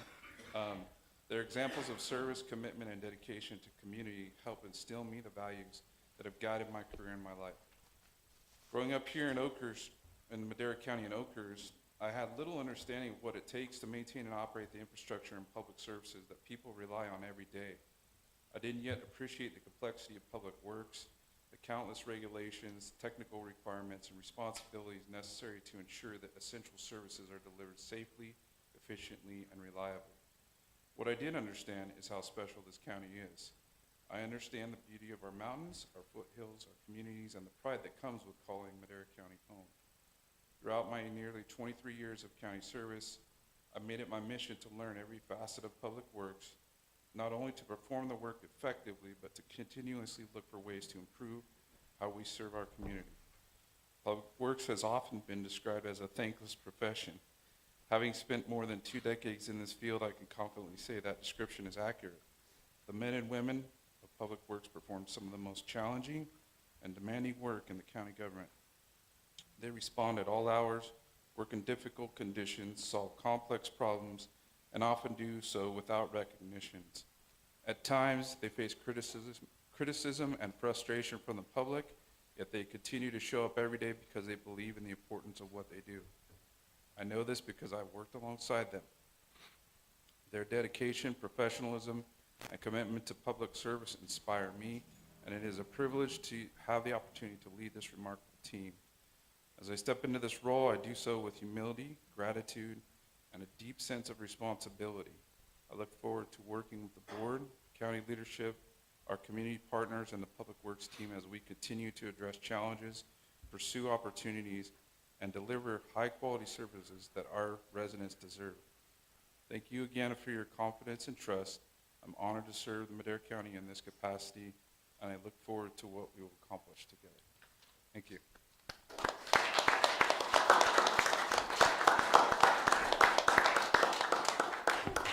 Excellent. Congratulations again, Jared. All right, with that, item 8I.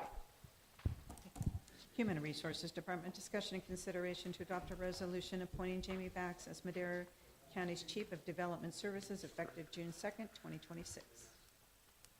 Good morning again, Shanika Dixon, Director of Human Resources. This item before you today is to request your consideration to adopt a resolution appointing Jamie Bax as Madera County's Chief of Developmental Services.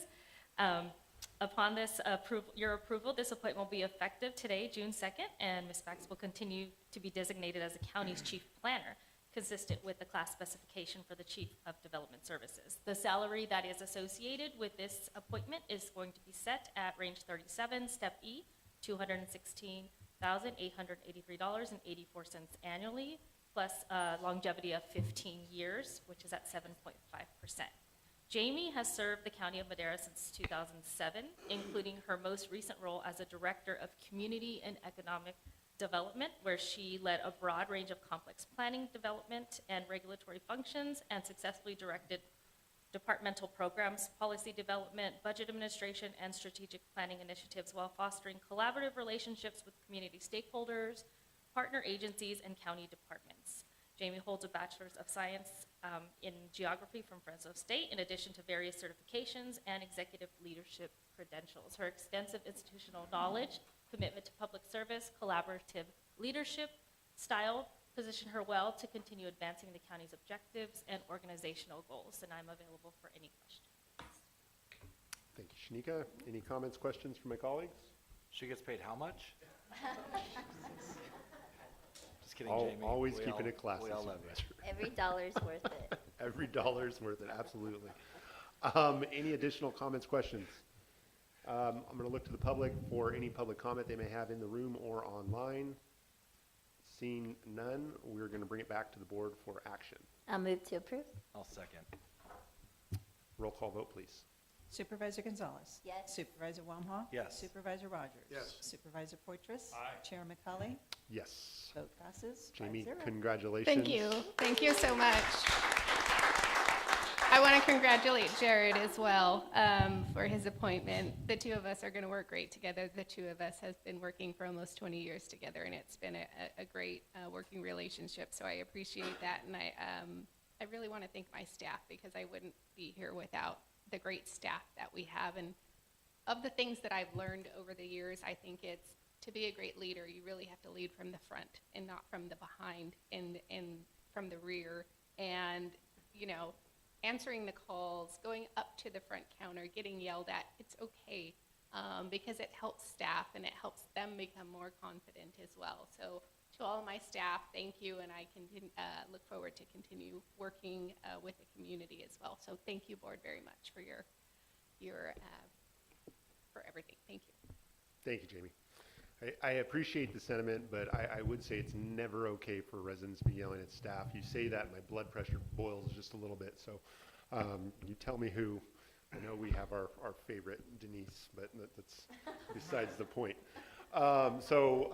With that, congratulations once again. So thank you. So we're going to move on to item 8M, please. Public Works Department, Maintenance on Operation Division, discussion and consideration of approval of receipt of unanticipated revenue number 25-113 in the amount of $1,440,000 derived from the SB 125-state-other to buildings and improvements and interfund expenses for fiscal year 2025-2026. 4 votes are required. Welcome back. You can finally say Good it. morning. Good morning, Chair, members of the board. Jared Carter, Public Works. Jumping right in here. This item is for a budget appropriation for transit funding derived from SB 125, which is the Transit Intercity Rail Capital Program. It was passed in 2023 and provides funding for transit capital, and specifically there's a set aside for zero emission transit capital program. So this money is essentially allocated through Madera County Transportation Commission to our transit operations, and this will be to go towards establishing charging stations for our electric bus fleet as we're working to comply with the requirements to convert our fleet to electric. Primarily up here in the mountain areas is where we're looking at this point. We've got a project that's already underway down in Madera at our Almond Yard to provide charging facilities there. In addition, some of this funding is going towards assistance to do some redesign at the Riverstone Fire Station to accommodate some charging stations for the buses there as well. So I'm available for any questions. Thank you, Mr. Director of Public Works. I'm going to look to my colleagues for any questions or comments they may have in regards to this item. Seeing none, I'll look to the public for any public comment they may have in the room or online. Seeing none online, we're going to bring it back to the board for action. Move to approve. Second. Motion and a second. Roll call vote, please. Supervisor Wampa? Yes. Supervisor Portress? Aye. Supervisor Rogers? Yes. Supervisor Gonzalez? Yes. Chair McCauley? Yes. Vote passes 5-0. Thank you. Let's go to item 8N, please. Public Works Department Administrative Services Division, discussion and consideration of approval of receipt of unanticipated revenue number 25-119 in the amount of $11,013,596 derived from Measure TRMA Roads Regional Transfers Fund Balance to Operating Transfers Out for fiscal year 2025-2026, and 4 votes are required. Good afternoon, Chair, members of the board. Jared again with Public Works. So this item and actually the next couple items are related to budget adjustment or budget establishment items for our Measure T program. Historically, as you're aware, we've adopted an annual expenditure plan that lists the proposed expenditures for those funds.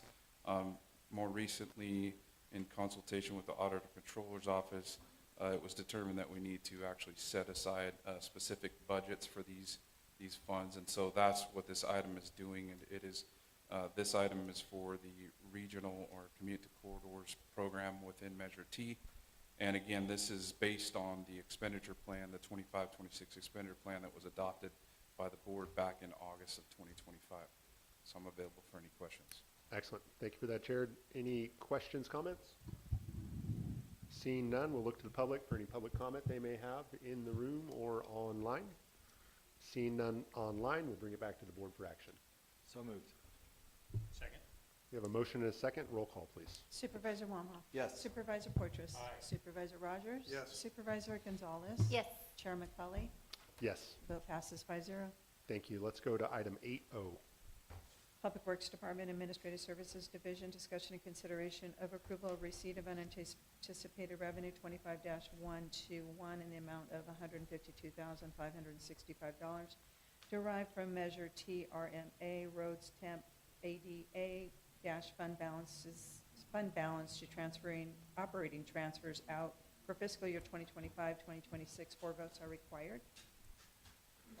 Again, Chair Jared with Public Works. And again, this item is a budget item to establish a budget for the Transit Enhancement Program, ADA, sub-program of this program. And again, this is consistent with the 25-26 adopted annual expenditure plan.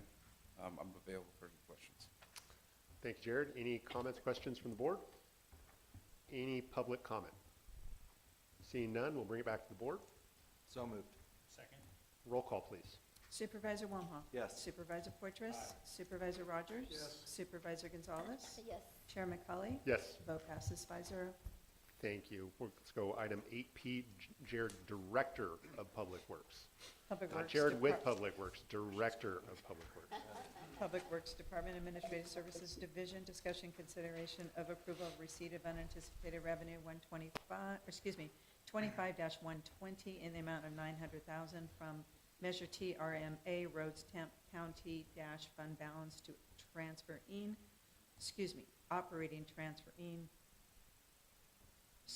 operating transfers out for fiscal year 2025, 2026. 4 votes are required. Good afternoon, Chair Jared Carter, your Director of Public Works. Again, this is an item to establish a budget for the Transit Enhancement Program of Measure T. Once again, this has been consistent with the adoption of the 25-26 Measure T annual expenditure plan, and I'm available for any questions. Thank you, Jared. Any questions? Any public comment? Move to approve. Second. Roll call vote, please. Supervisor Gonzalez. Yes. Supervisor Wamhaugh. Yes. Supervisor Rogers. Yes. Supervisor Fortress. Chair Chair McCauley. Yes. Vote passes 5-0. Thank you. Let's go to item 8Q. Public Works Department Engineering Services Division, certificate of completion for traffic signal installation at Avenue 12 and Jason Court. Discussion and consideration to adopt a resolution of accepting completed work and authorizing the filing of a certificate of completion for Madera County contract number 13113-25 for the traffic signal installation at the intersection of Avenue 12 and Jason Court in Madera Ranchos. Discussion and consideration of approval of receipt of unanticipated revenue number 25-128 in the amount of $550,000 derived from operating transfers in to building and improvements for fiscal year 2025, 2026. 4 votes are required. Good morning, Chair, Director of Public Works, Jared Carter. This item is for you to accomplish 2 things. One is to accept the certificate of and file a certificate of completion for the traffic signal that was installed at Avenue 12 and Jason Court in relation to the development that was approved in 2024, which, as most of you are familiar, that's the development where the Starbucks and Camarena Health were constructed. In addition to that condition of installing the traffic signal, there was also a condition to deposit or make a connection fee payment to MD10A, the water system, in the amount of $550,000. So this action would approve the certificate of completion for those improvements and allow the transfer of the $550,000 to MD10A to make them whole. And I'm available for any questions. Thank you. Any comments, questions? I do have a comment, Mr. Chair. Thank you for this. I think this is a classic example of how Madera County operates, this project right here. I think it's a great snapshot of how we treat development. Obviously, we're welcoming to development, but they also need to pay their own way and pay for infrastructure. And this, with these 2 items, is a classic example of that. Requiring traffic signal is something that is much needed, much improvement to the area as well, in addition to them paying $550,000 as a connection to improve the water system think there are a lot of other jurisdictions that may not have gone this length, but we worked in partnership with the developer in order to get it across the finish line, despite how many times they said that these are deal killers. And so wanted to thank everyone involved with getting this across the finish line and having the necessary improvements to improve the area. Thank you. Excellent. Thank you for those comments. It's a win-win-win. Any additional comments, questions? Seeing none, we're going to look to the public for any public comment they may have. Seeing none, we're going to bring it back for action. So moved. Second. We have a motion and a second. Roll call vote, please. Supervisor Wamhaugh? Yes. Supervisor Poitras? Supervisor Rogers? Yes. Supervisor Gonzalez? Yes. Chairman Cully? Yes. Vote passes 5-0. Excellent. Thank you for that. We're going to move on to pending legislation. Do we have any pending legislation? No, sir. Seeing none, we're going to look to supervisor and staff reports. We'll start to my right with Supervisor Rogers. Yes, thank you. The Chowchilla High School softball team went to the Valley Championships and won. They are playing this evening for the part of the state championships as on their path to that. Very outstanding team. They've a lot of accolades. We hope to bring them before you soon for recognition. Just a great bunch of young ladies that have really put a lot of effort into this. They've been planning this for some time, and they're a testament to the concept that when you plan, you can achieve what you plan, and they've worked hard for that. Thank you. Plan to win. Thank you, Mr. Chair. Just want to acknowledge all of the graduations happening this week with the high school. So congratulations to the class of 2026. I have a couple of graduates within my family, and I know several of you have members of your families that are graduating as well. And with that, I'll just leave it at, I want to wish our CAO a happy birthday tomorrow, turning the big 45. To you. Oh, birthday to you. Happy birthday, dear man. Happy birthday to you. Whoopee, whoopee. It's an extra special birthday with Supervisor Wheeler able to sing for us. I love that. And I don't know, I would not be drinking that on the daily, Matt. It looks like a beer. Just saying. We're going to move right past that and on to Supervisor Wamhoff. Anything to report? The only thing I have is last Wednesday, the 27th of May, had the ribbon cutting for Camarena Health that we just talked about on Avenue 12 in the Ranchos. It was a lot to get that project across the finish line.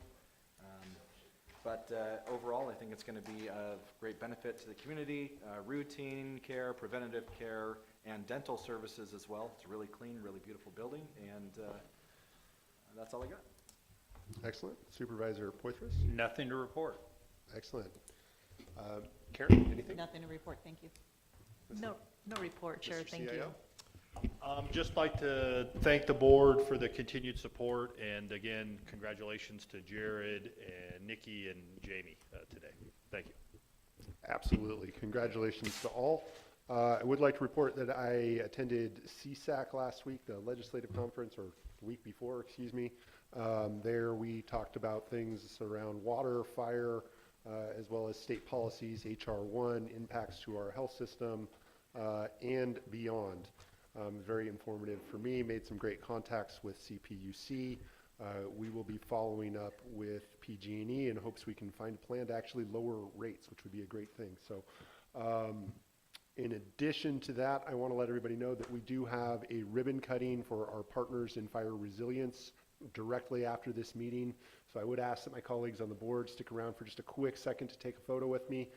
Would greatly appreciate it. For the public's information, the county does lease some office space to our friends at Coarsegold Resource Conservation District, as well as the Fire Safe Council and Yosemite Sequoia RC and DC. We do that so that way we can closely work with them on projects like we saw today. So thank you to everybody. Congratulations once again to all of our internal promotions, as well as all the graduates and our wonderful CAO for having a birthday. So thank you, everybody. This meeting is adjourned.